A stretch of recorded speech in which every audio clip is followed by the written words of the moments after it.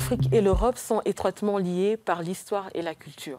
À l'heure où on assiste à l'évolution d'un monde sans frontières, virtuellement ouvert par le téléphone portable, l'antenne parabolique, l'Internet, à l'heure où on assiste au développement du métissage culturel, à la proclamation de la diversité, les diasporas africaines en Europe deviennent une clientèle substantielle du produit culturel de leur pays d'origine. Dans l'héritage culturel africain, aujourd'hui, la langue française occupe une place prédominante. En 2014, le 15e sommet de la francophonie se déroulera à Dakar, au Sénégal. Alors aujourd'hui, avec nous pour parler de la culture, Awa Sénessar, actrice sénégalaise, Ken Ndiaye, acteur culturel et anthropologue.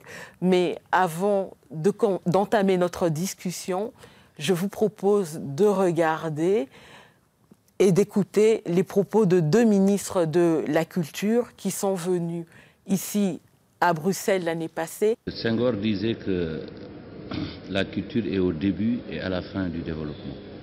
Je crois que tout commence par la culture et tout finit par la culture. Quand rien n'existe plus, c'est la culture. Quand il faut dialoguer, c'est la culture. Je crois que ça, c'est très important. Et de plus en plus, je pense que nos instances au plus haut niveau commencent à comprendre cela. C'est vrai que bon, nous, avec notre petite déformation venant du milieu du showbiz, nous avons une certaine vision qui peut sembler des fois un peu différente de comment les choses fonctionnaient. L'Occident s'est battu lui-même pour que les cultures soient reconnues dans leur diversité, que finalement il n'y a pas de civilisation au-dessus des autres, aucune civilisation n'est supérieure à aucune autre civilisation, toutes les civilisations se valent, toutes les civilisations sont égales, et donc l'Afrique a toute sa place dans le concert des nations en termes d'échanges culturels. Oui, je crois que l'apport de la culture africaine n'est plus à démontrer. L'Afrique est source. L'Afrique, c'est la beauté. L'Afrique, c'est le naturel. Et je crois qu'au niveau de notre instance, les pays africains, par la force de notre culture et la diversité, jouent les premiers rôles. Maintenant, dans le cadre de l'Europe et de l'Afrique, oui, la culture africaine est là, est ancrée, malgré les difficultés que les acteurs culturels ont, des fois pour circuler tranquillement en Europe, mais quand même, nous savons que la culture africaine aussi fait vivre la culture européenne en même temps. La culture est aux antipodes de la xénophobie, par exemple. On ne peut pas se réclamer de la culture, donc de l'humanisme, des Lumières, au sens où l'entendait les grands esprits au XVIIIe siècle, et par exemple se nourrir d'idées xénophobes, ce n'est pas compatible. Donc la culture ne peut pas avoir de frontières. C'est vraiment la chose que les êtres humains devraient avoir en partage sur toutes les latitudes. Donc voilà, Awa Sénessar, comme je le disais au début, vous êtes une grande actrice connue au Sénégal. Depuis quelque temps, vous vivez ici en Europe. Vous êtes impliquée dans plusieurs activités culturelles. Vous organisez entre autres des cafés littéraires ici.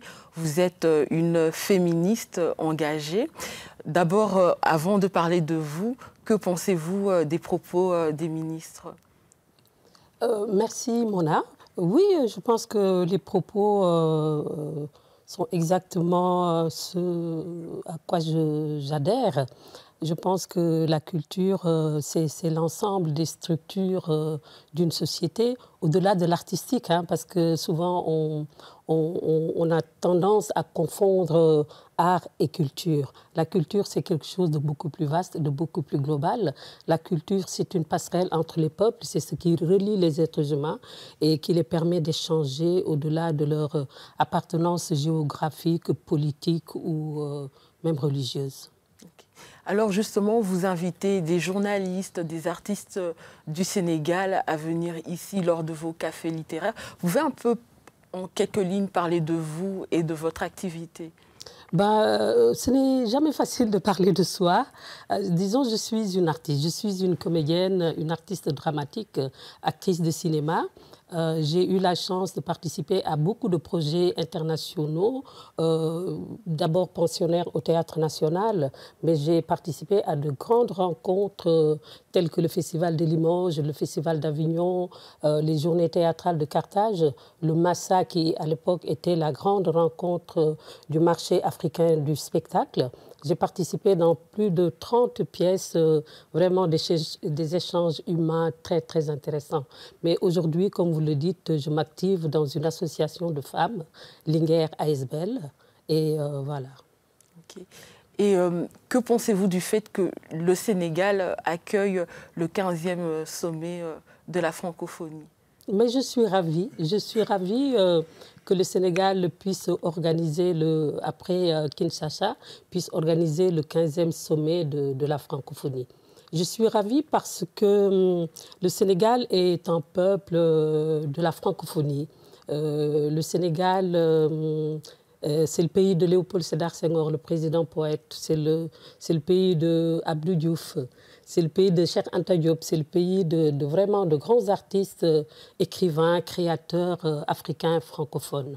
Je suis contente parce que le thème de cette rencontre, de ce sommet, s'articule autour des femmes. Ces femmes jeunes, vecteurs de paix et de développement. Donc, on attend beaucoup de ce sommet. Je pense que les résolutions qui en sortiront serviront à pousser les femmes et pousser les limites au-delà de ce qui se passe aujourd'hui. Je suis contente aussi parce que la langue, elle est importante. La langue est une passerelle très importante entre les peuples.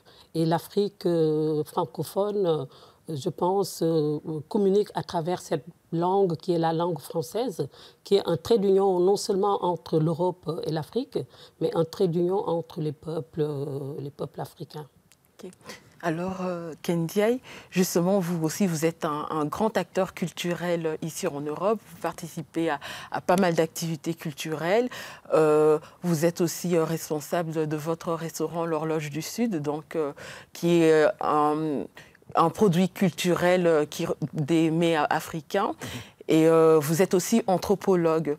Et donc, que pensez-vous des propos des ministres ? J'adhère tout à fait à ce que vient de dire Hawassine Sarr. La culture définie au sens le plus extensif, évidemment, comporte tout ce qui s'est dit, bien sûr. Et il est vrai que bien souvent, on réduit un peu la culture à sa dimension strictement artistique. Alors, s'il s'agit bien sûr de cette culture-là, celle qui donne du sens finalement au monde autour de nous, ou cette perspective à partir de laquelle on donne du sens à notre monde, bien sûr, elle englobe tout ce qui a été dit par les ministres. Et que pensez-vous du fait, justement, vous en tant que Sénégalais, du 15e sommet de la francophonie au Sénégal? Alors, je suis d'origine sénégalaise, je suis assez loin. J'en suis bien sûr très honoré pour mes compatriotes ou mes ex-compatriotes qui vont, je crois, ou qui s'attendent à un événement d'une très grande ampleur. Et à partir de la diaspora, bien sûr, je sais que beaucoup de mes compatriotes ici sont intéressés par l'événement et le suivent de très près. Je crois que ce sera une occasion pour établir à la fois des ponts, des échanges. Comme au sein des diasporas, on les aime bien, en tout cas. Donc c'est une belle occasion pour promouvoir cette espèce de lien que les diasporas aiment bien entretenir avec leur pays d'origine. Alors vous êtes aussi membre des institutions européennes qui sont impliquées dans la culture. Pensez-vous que l'Europe est vraiment impliquée dans la culture africaine et pensez-vous que la culture est un facteur de développement? Oui, c'est un vaste débat qui est apparu notamment, alors pour le prendre au sens le plus strict, les institutions par exemple de coopération, ce qu'on appelle la coopération au développement, ou les relations internationales maintenant. C'est une thématique qui est apparue il y a une vingtaine d'années. Là, on a commencé à prendre conscience très clairement que la culture ne peut pas être absolument exclue des enjeux du développement. On a jusque-là pensé que le transfert à la fois des moyens financiers ou technologiques était suffisant pour qu'au Sud, les gens se développent ou se réapproprient en tout cas ces nouvelles technologies-là. Mais on s'est aperçu qu'il y a eu beaucoup d'obstacles à cette réappropriation, donc beaucoup d'échecs. Et le débat a commencé à émerger qui veut que, évidemment, que si on n'ancre pas tous ces processus dans les cultures, dans ce qu'elles ont parfois de plus spécifique d'ailleurs, eh bien, la réappropriation ne pouvait pas s'opérer. Donc c'est évidemment un enjeu fondamental et je crois qu'on ne peut pas le perdre de vue. Justement, est-ce que pensez-vous qu'il existe encore, justement, à l'heure du métissage culturel, de la diversité, pensez-vous qu'il existe encore une culture propre à l'Afrique? Bien sûr qu'il est extrêmement abusif de parler de culture africaine, d'une culture africaine. Il y a, si on veut être précis, plusieurs cultures, plusieurs formes de culture. Et alors, maintenant, je vais être encore beaucoup plus précis. Comme anthropologue, évidemment, la culture, une des caractéristiques fondamentales de la culture, évidemment, c'est qu'elle est capable aussi d'évoluer. Une culture n'est jamais quelque chose de figé, de définitivement donné. C'est quelque chose qui est en constante évolution.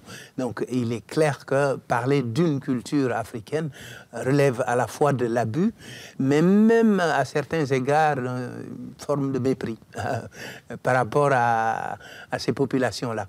Il y a des créativités culturelles, il y a des expressions culturelles multiples, nombreuses, extrêmement dynamiques, extrêmement évolutives aussi.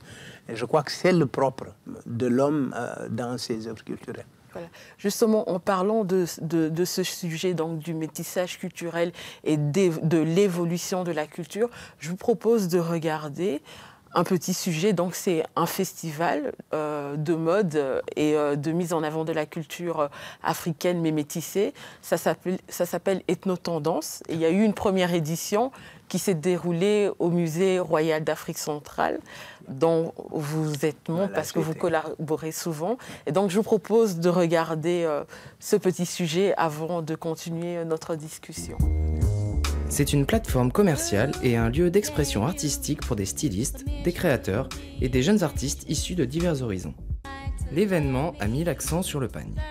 Le tissu, symbole de culture africaine se transmettant de génération en génération et occupant aujourd'hui une place singulière dans la mode actuelle. On a la volonté de mettre en avant les créateurs, designers et artistes issus de tout milieu, de tout horizon. Et le but, c'est de leur offrir vraiment un écrin, une visibilité afin de montrer leur savoir-faire. Ça a pris beaucoup de temps. Réunir les mannequins, les stylistes, les photographes, c'était pas facile pour cette première édition, mais en tout cas, Paris réussit, en tout cas, c'était chouette.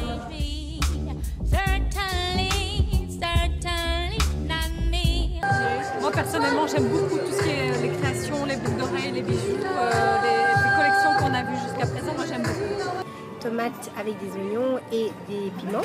Vous avez des épinards frais avec du gingembre.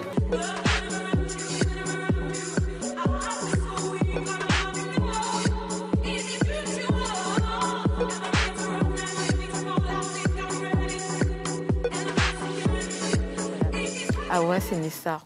Justement, on assiste à un retour, à une revendication des origines de la diaspora africaine ici en Europe. Et ces images un peu illustrent cela. Qu'en pensez-vous? Moi, je fais partie de celles qui pensent qu'il n'y a aucune raison de revendiquer quoi que ce soit On est ce qu'on est et ça se voit, ça se porte et ça se partage. Donc la revendication stérile, non. Une revendication identitaire, non. Seulement la culture peut être un pont, peut être un lien entre les gens. Et les personnes issues des diasporas, je pense, prennent cela en charge et créent ce lien entre leur lieu d'origine qui est l'Afrique et leur lieu de vie qui est aujourd'hui l'Europe. Donc, tel qu'on l'a vu dans le reportage, c'est une sorte de partage, d'échange entre des choses voilà, qui sont d'ordre identitaire, bien sûr.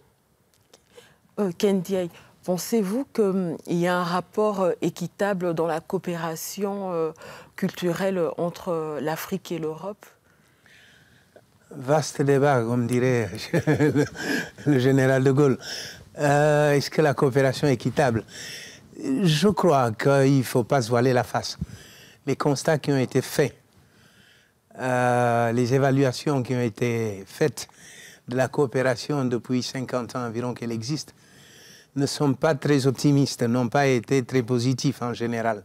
Je crois qu'il faut oser se l'avouer afin de repartir sur de nouvelles et des bases qui sont nettement meilleures que celles-ci. Donc, on est toujours, à mon avis, en recherche d'équité dans ce domaine-là. C'est un rapport difficile, bien sûr. On parle ici de coopération, mais en réalité, il faudrait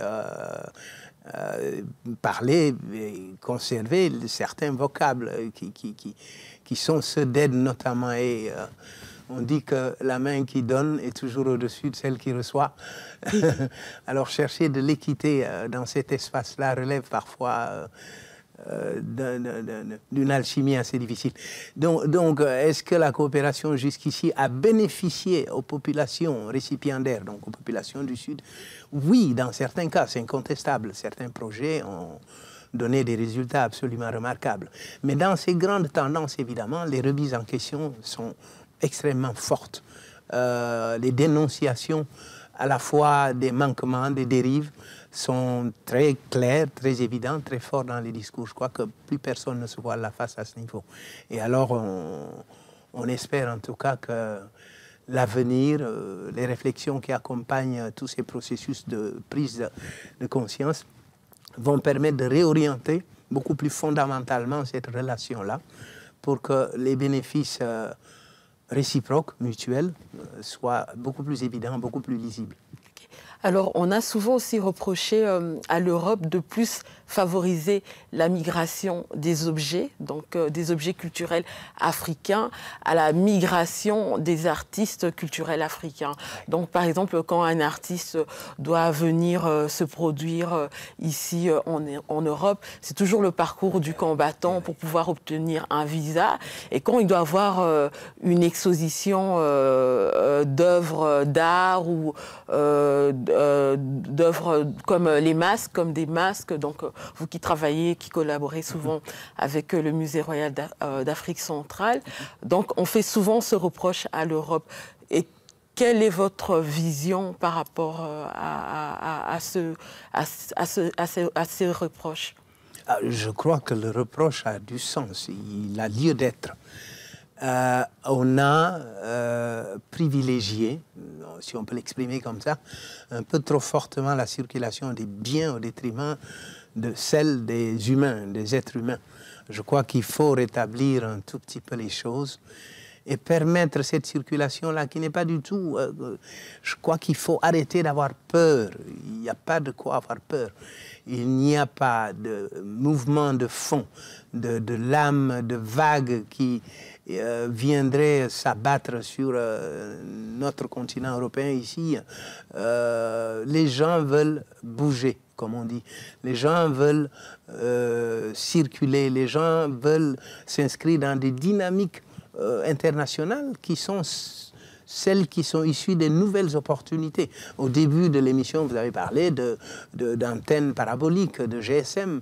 Je crois que ces choses-là ont, à défaut raccourcir les distances, comme disent certains, mais en tout cas, ouvert les perspectives de manière absolument fabuleuse. Et on dit aux gens, regardez, mais n'y allez pas, ne touchez pas. Non, je ne crois pas qu'il faille avoir peur d'invasion, comme disent certains, pour utiliser ces vocables absolument incompréhensibles, pour ma part en tout cas. Les gens doivent pouvoir circuler, les produits culturels notamment doivent pouvoir circuler. Puisque c'est eux, in fine, les créateurs de ces produits-là. La créativité, la création par télécommande, je veux dire, on dit aux gens, vous restez là-bas, mais vous nous envoyez vos produits. Eh bien, même pour l'Europe, c'est pas bien, c'est pas bien. Je veux dire, on ne crée pas par télécommande. Échanger, permettre aux véritables artistes, aux vrais créateurs de venir ici, se confronter aux artistes occidentaux, aux réalités occidentales, redonnera du dynamisme à tout le monde, ceux du Sud, mais aussi et surtout ceux d'ici.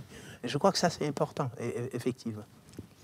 Alors, Awa Séné-Sarr, tout à l'heure, on a entendu Youssou N'Dour, ministre de la Culture, mais qui, avant d'être ministre de la Culture, est aussi donc un grand chanteur internationalement connu. Donc, on voit que la musique aussi peut être un facteur de développement pour l'Afrique, une mise en avant de l'Afrique. Vous êtes dans le secteur du cinéma aussi, puisque vous êtes actrice, vous êtes Karaba, la sorcière de Kirikou. Pensez-vous que les gouvernements africains, les États africains sont impliqués dans le développement de la culture ? Ben, je rebondirai un tout petit peu sur ce que Ken a dit sur la circulation des acteurs culturels, parce que c'est quelque chose d'assez important. Et sur la déclaration de Kinshasa au 14e sommet de la francophonie, à l'article 29 déjà, ils l'ont consigné comme un débat assez intéressant à ouvrir.